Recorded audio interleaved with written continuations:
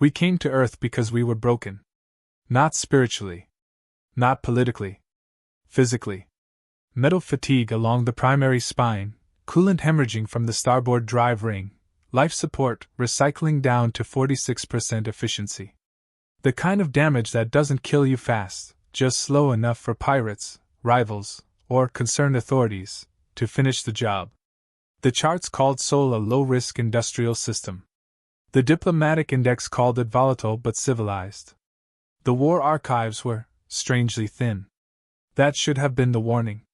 Still, when your engines are coughing plasma and your escort frigate is running on emergency rations, you don't argue with a blue dot labeled open port, neutral trade. So we limped in. No war posture. No shields raised.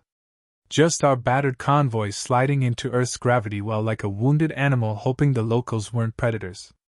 They answered our hails on the first ping. A human voice, male, older, calm in a way that made my spines itch. Unidentified vessels, this is Sol Orbital Control. You're leaking drive coolant, and your transponder's stuttering like it owes money. State your intent. Our captain swallowed and replied with formal Combine protocol, layered redundancies, and legal disclaimers thick enough to choke a diplomat. There was a pause. Then the human said, "Copy that. Docking lane 12 is clear. Medical aid and repair crews standing by. Try not to explode on approach, cleanup's a pain." That was it. No interrogation. No threat display.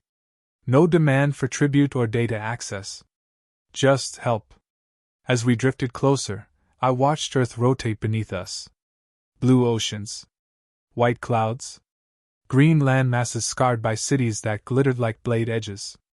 Orbital traffic swarmed the planet, not sleek, unified fleets, but a chaotic mess of hulls of every size and era. Old ships welded to new ones. Civilian liners armored with plates that didn't match. Cargo haulers carrying weapons openly, like farmers carrying rifles. It looked wrong. Efficient systems are clean. Military powers are symmetrical. This was neither. "Where is their defense fleet?" our tactical officer muttered.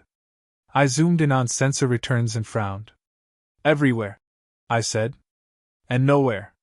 We docked at Earth's primary orbital yard, a massive, ugly ring of steel and trusswork that looked like it had been expanded by generations of people who refused to tear anything down if it still mostly worked. The clamps locked on with a heavy thunk. For a moment, nothing happened. Then the airlock cycled. Humans poured in. Not soldiers. Not officials. Engineers. Medics. Dock workers. A few armed guards standing back casually, weapons slung low, eyes alert but not hostile. The first human aboard our flagship was old. Gray hair pulled back, beard trimmed short, eyes sharp as fresh-cut alloy. His jacket was stained with grease and burn marks. He carried no visible weapon. He looked at our damaged hull, whistled softly, and said, "Yeah, you're lucky you made it." Then he handed our captain a cup. I stared at it. Steam rose from the container. The scent hit my olfactory vents, bitter, rich, aggressive. "What is this?" the captain asked cautiously. "Coffee," the human said. "You look like you need it." I expected poison. Some cultural dominance ritual. A tracking compound. Instead, the captain drank. His eyes widened. "That is unpleasant," he said slowly. The human grinned. "That's how you know it works." Repairs began immediately. Humans crawled through our ship like they'd designed it themselves. They argued with each other loudly, joked constantly, and ignored 3 separate Combine safety doctrines while fixing problems we'd been limping with for years. "That patch violates thermal regulations," our chief engineer protested. "Only if you plan to run it forever," a human replied. "Everything's temporary. Even empires." I didn't like the way he said that. They didn't just repair. They improved. Reinforced joints. Cleaner power routing. Redundant systems layered in ways our architects would have called wasteful and inelegant. But it worked. Our efficiency climbed. Our damage reports vanished. Our engines purred. And all the while, the humans talked. About sports. About wars they'd fought and wars they'd almost fought. About politics with the kind of sarcasm that only comes from long familiarity with disappointment. They never asked for payment. They never asked for allegiance. They never asked about our enemies. Which, in hindsight, was the most alarming part. I stood at an observation window with the old dockmaster, watching traffic flow around Earth. A cargo hauler detached from a military cruiser. A civilian shuttle slipped past something that absolutely registered as a weapons platform. "You don't segregate your fleets," I noted. He shrugged. "Hard to tell when peace ends and war starts. Easier if everything's already in position." "Position for what?" He sipped his coffee. "For whoever decides to be stupid." The words had barely left his mouth when the alarms sounded. Not ours. Theirs. A low, ancient klaxon rolled through the station, not sharp panic, but deep and resonant, like a bell struck once to announce judgment. Humans stopped mid-sentence. Smiles vanished. Casual postures straightened. A woman at a console muttered, "That's not a drill." "What is happening?" our captain demanded. The dockmaster's gaze hardened as he looked at a tactical display lighting up with new contacts at the system's edge. "Company," he said. "And not the friendly kind." The display resolved into unmistakable silhouettes. Carthage Dominion scouts. Advance warships. Hunters. My blood ran cold. "They are not at war with you," I said quickly. "They are expanding toward combined space. You must let us leave, now." The dockmaster shook his head slowly. "Nah," he said. "You came here for repairs." He tapped the screen as more human ships quietly altered course. No panic, no chaos, just smooth, deliberate motion. "That makes you guess."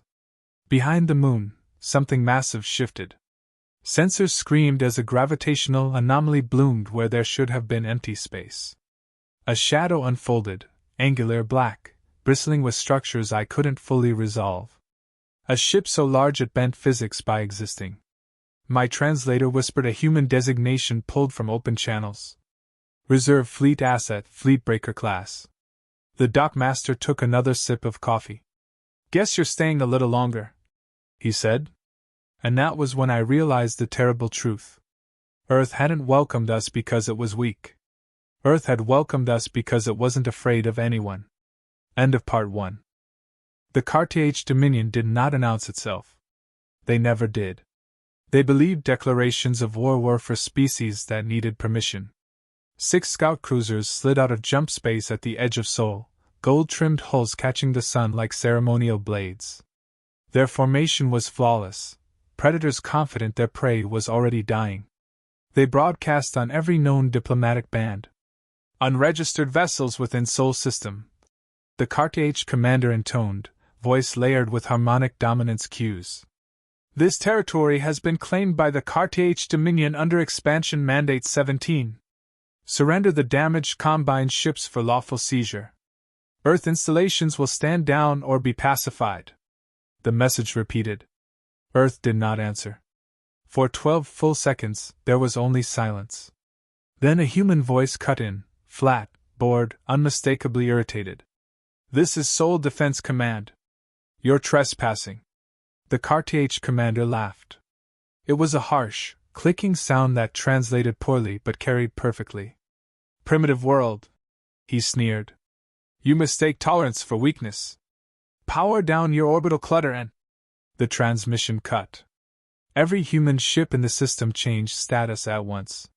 Transponders that had read civilian, commercial, salvage, or research flickered, then snapped to active military. Hulls I'd dismissed as junk rotated in perfect synchronization. Plates slid aside. Ports opened. Weapons emerged. Big ones? The fleet breaker behind the moon finished unfolding. It was not sleek. Not beautiful. It looked like a crime scene made of steel, jagged structures, layered armor, weapon spines protruding at impossible angles. Ancient in design philosophy, modern in execution. Its engines glowed with restrained violence, distorting space around them like heat haze. Our tactical officer whispered, "That is not a deterrent." "No," I said. "That is a statement." The Cartier fired first. A warning shot, a plasma lance meant to scare a planet into submission, crossed millions of kilometers in seconds and struck a drifting asteroid near Earth. The rock ceased to exist. Earth answered. Not with a volley. With a gesture. Mass drivers fired from platforms I hadn't even registered as weapons. Slugs the size of cargo containers accelerated to relativistic speeds, warping local sensor returns into nonsense. There was no dramatic flash, just sudden absence where Cartier's shields had been. 2 scout cruisers vanished.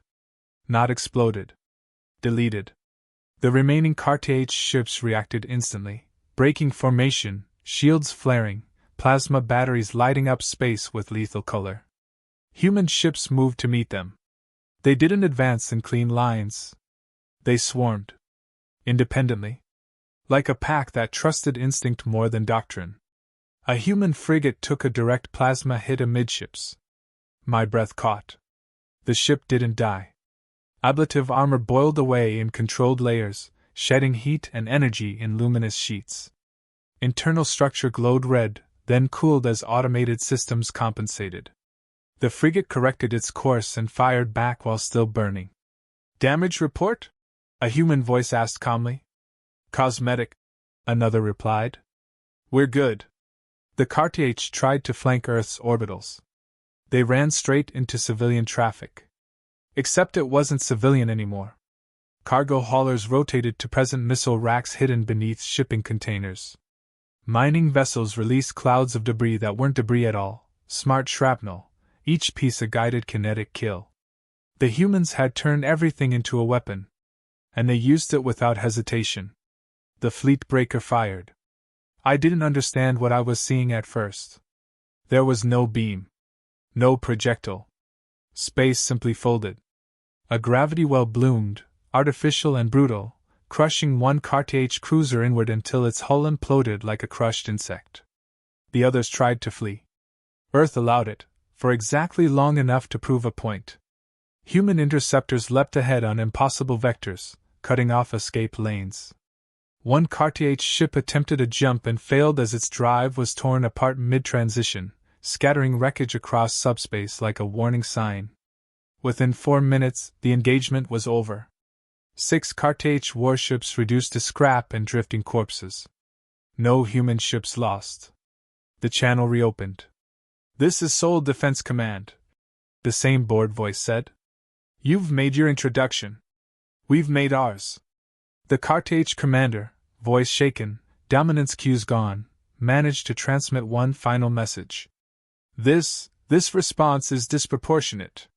The human laughed. "Yeah," he said. "We get that a lot." The channel closed. Around us, humans went back to work. Repair crews resumed their tasks. Medics checked injuries, mostly burns and concussions. Someone complained about overtime. Another asked if anyone had recorded the fleetbreaker's firing profile for training analysis. I stood there, hands trembling.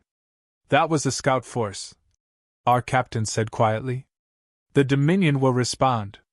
The dockmaster nodded unfazed. "Of course they will."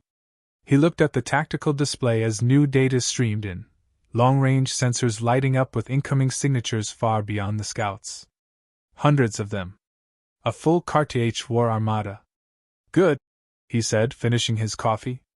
"Means they're taking us seriously." Our captain turned to him in disbelief. "You cannot fight the Dominion alone." The dockmaster smiled thinly. "Son," he said, "we never are." Deep beneath Earth's surface, old silos opened. Across the system, forgotten hulls powered up. And on my console, I saw something that chilled me more than any weapon. Human civilian population centers were not evacuating. They were locking down. Preparing. Like a species that had done this before. And expected to survive it again. The Cartier Dominion came in force. Not a probing strike. Not a show of teeth. This was extermination doctrine, hundreds of warships translating into Sol in staggered waves, their arrival points calculated to overwhelm orbital defenses, saturate firing solutions, and drown Earth in plasma. Our sensors struggled to process the volume. Battleships older than some civilizations. Carrier hives vomiting attack craft by the thousands. Command spires bristling with weapons meant for planetary sterilization. The Combined Council's emergency message arrived as a compressed burst, frantic and cold all at once. To all combined assets. Sol system declared active war zone. Withdraw immediately. Neutrality no longer guaranteed. Our captain didn't hesitate. Prepare for emergency departure, he ordered. We owe Earth nothing beyond thanks. Staying is suicide. The humans intercepted the message before we could respond. They didn't block it. They edited it. A new line appeared at the bottom, appended in plain human text. Relax. We've got this. Our captain stormed onto the command deck of the station, fury cracking through his composure. You cannot decide this for us, he snapped at the dockmaster. Your hospitality does not obligate our extinction. The old human listened patiently. Then he gestured toward a nearby console. Show them, he said. A young officer, barely into middle age by human standards, brought up schematics that made my vision swim. Earth wasn't just defended. It was layered. Surface-to-orbit batteries hidden beneath cities. Oceans masking mobile launch platforms. Asteroids hollowed into kill nodes. Old warships buried under deserts, powered down for decades, waking now like ancient beasts stretching after long sleep. This isn't a standing fleet, the officer explained. It's a memory. A memory of what? I asked. The dockmaster answered quietly. Of everyone who ever thought we were easy. The first Cartier wave hit. Plasma storms rained toward Earth's orbitals, bright enough to turn space white. Human point defense networks came alive, not as a single shield, but as millions of independent decisions, guns, lasers, drones, missiles, all acting locally, brutally, efficiently. Some shots got through. Orbital platforms died in fire. Human crews died with them. And still the network held. Then the humans did something insane. They advanced. Ships that should have stayed near Earth broke formation and surged forward, straight into the densest concentrations of Cartier fire. They used themselves as bait, drawing targeting solutions, forcing the Dominion fleet to commit. Why would they do that? Our tactical officer whispered. The answer arrived as space ripped open behind the Cartier. Human jump signatures, dozens of them, emerged inside the enemy formation. Not flanking. Inside. Close-quarters space combat followed, ugly, violent, intimate. Human boarding craft slammed into Cartier hulls, cutting through with torches and explosives. I saw feeds of humans fighting hand-to-hand in corridors slick with alien blood, shouting, swearing, laughing like madmen. One human marine dragged a wounded Cartier officer behind cover, patched his bleeding limb, then shoved him toward an escape pod. Tell your boss, she said, shoving him inside. Earth says hi. The fleet breaker fired again. This time, it wasn't aimed at ships. It was aimed at space itself. A gravity shear tore through the heart of the Dominion Armada, snapping formations, crushing carriers, flinging smaller vessels into each other like toys. Dozens of ships died without ever seeing their enemy. The Cartier command ship attempted to ram Earth.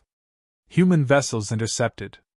One cruiser accelerated beyond safe limits, alarms screaming, crew strapped in and grinning through bloody teeth. Worth it, the captain said, just before impact. The explosion carved a scar of light across the system. Both ships vanished. I realized then what made humans terrifying. They didn't worship survival. They worshipped choice. The Cartier morale broke. Signals fractured. Orders contradicted. Retreat vectors overlapped into chaos. That was when Earth changed the rules.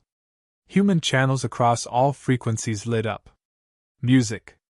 Loud. Rhythmic. Violent. Drums like artillery. Guitars screaming like dying engines. Voices shouting defiance, grief, humor, rage, all braided together. "Why music?" I demanded. A human gunner wiped blood from his brow and grinned. "Reminds us why we're fighting," he said. "And reminds them we're still human." The Dominion fleet began to run. Earth let them. For a moment. Then every human weapon went cold. Silence fell. A transmission cut through, broadcast from Earth itself, uncoded, unfiltered. "This is humanity," the voice said. "Older. Tired. Unbreakable. We did not seek this war. But we will end it." The fleet breaker powered up one final time. I felt it before I saw it, a pressure behind my eyes, a tightening of reality. Space folded inward. The Carthage flagship, the symbol of an empire, collapsed into itself, crushed by forces no natural universe should allow. It vanished. With it, the Dominion's command network died. The remaining Carthage ships went dark, drifting, leaderless. The war ended not with surrender, but with silence. And in that silence, I understood something the galaxy never had. Earth didn't win because it was stronger.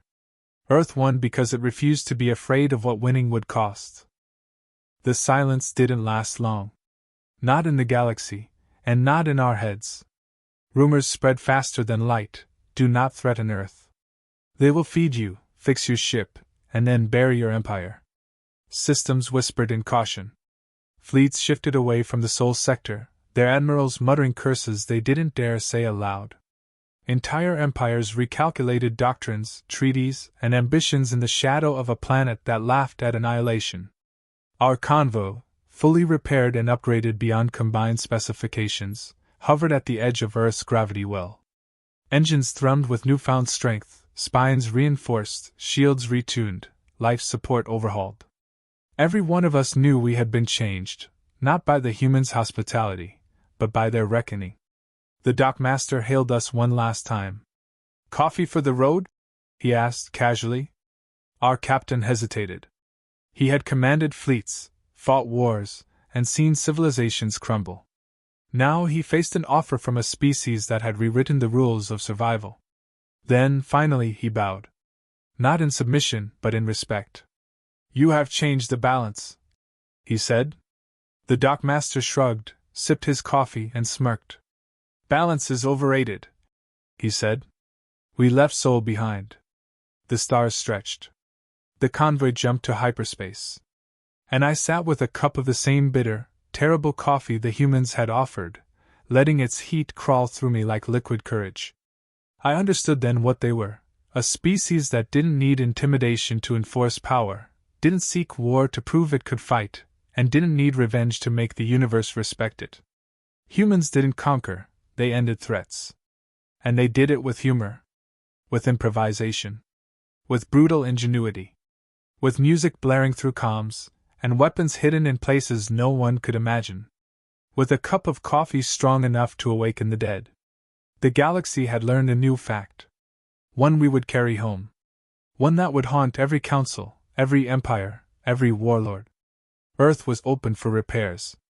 And closed for conquest. I raised my mug to the stars. Because somewhere in the dark, the Dominion would be counting the days until they dared return. We would remember. We would warn them. And when they came back, they would find the galaxy's most stubborn species already waiting, awake, armed, and smiling. I took a sip.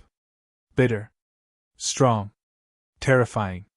And I understood the final, unspoken lesson.